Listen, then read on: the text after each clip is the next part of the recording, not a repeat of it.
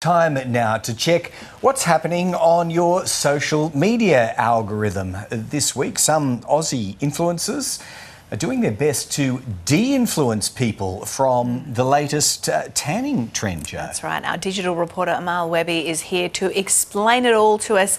Amal, a tanning trend, this feels very 20 years ago. Yeah, it's pretty shocking, but it is very much happening on TikTok. So right now, as we know, we're deep into summer and there is this tan line trend happening on TikTok. Pretty much people are going on the app and showing off their tan lines. The darker it is, supposedly, the better. Obviously, we know this is a pretty dangerous thing to promote. Here in Australia, we have the highest rate of melanoma in the world, which is a type of skin cancer. We know that we are 2 to 3 times more likely to have skin cancer compared to the US, UK, Australia, and it has a direct correlation with long time in the sun, being unprotected. So there is this trend going around which is pretty dangerous, but something that's been quite positive is people actually clapping back and saying, you know what, this isn't something we want to be promoting. So there are other people jumping on and saying, hey, we actually shouldn't be promoting tanning because, yeah, you might get this tan for 2 to 3 weeks, but it could actually impact your health way down the line in ways that, you might not fully understand in this moment. And they could be more credible or more listened to, at least, than official organisations like, let's say, the Cancer Council. Yes, I was just thinking that because 2 years ago, the government actually had a campaign where they were paying influencers to post videos about sun safety and not tanning in the sun. And those videos actually didn't do that well. People didn't really engage with them. They didn't really talk about it. But this is coming from peers. It's coming organically. And people seem to be responding more to it, which I feel like speaks to the fact that young people, they really need to be spoken to people within their same group rather than, like you said, like a Cancer Council group or a government group instead. Now we're coming to the end of 2024. It's hard to believe it, isn't it? But you've been looking at the most searched Google trends of the year. What have you come up with? Well, here in Australia, it turns out maybe it's not a big surprise. We love sport and we were very interested in the US election. So out of the top 10 trending topics, number 1 was the US election because for a while it seemed like it was all everyone could talk and think about. But 4 of the 10 were sport related. We had like the T20 World Cup, Copa America, the Olympics, the Paralympics. So those were the top 10.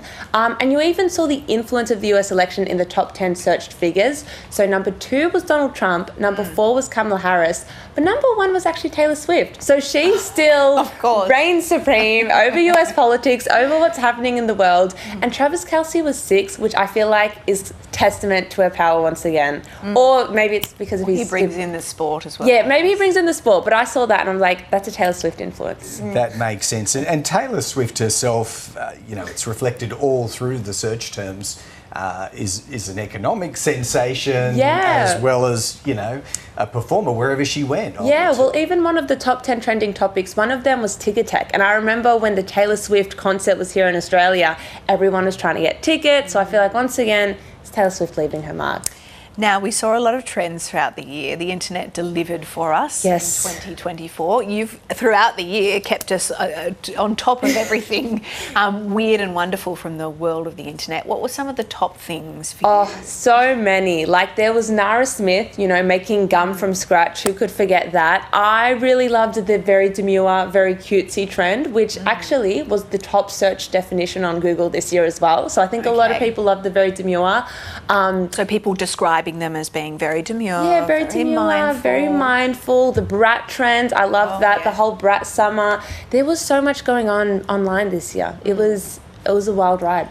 I wonder if the brat thing flamed out a little bit along with Kamala Harris. Yeah, the brat thing had its moment, I think, in like the middle of the year, but now I feel like it's we're going to see what the next trend is. I feel like right now there's like a blank for the spot. Yeah, what do you think can you cast forward and see what? Oh gosh, we can't really. We cannot. We tell? Really cannot. If I did, maybe I'd have another job and just looking into the future. But it was a year filled with lots of trends. But yeah, I think my favourite was the very demure, and also when people were doing that song with like the boots and a slick back bun and they would describe their outfit. I feel like just the trends that are fun and don't have any harm, it's just a great trend you can get behind. You can't explain why something just clicks and takes off. Why did that just catch on? Literally, and especially when you're like explaining it to people who haven't seen it, it just sounds so bizarre.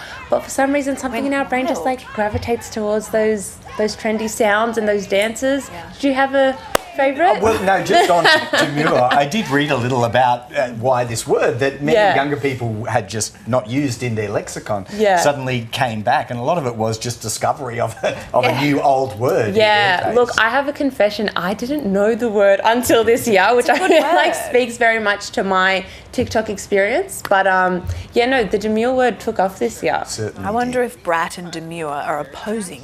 Yes, people have described themselves as either being on the brat side of things or the demure side of things. Okay. But yeah, I think we've kept things very demure.